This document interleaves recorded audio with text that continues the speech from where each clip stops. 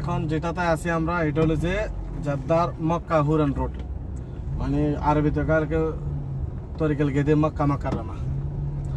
এটা হলো যে আগের মক্কা হুরান রোড আছিল। এটা এখন আপাতত মানে চলে, এত বেশি না আগের মতন এখন আর আগের মতন চলে না।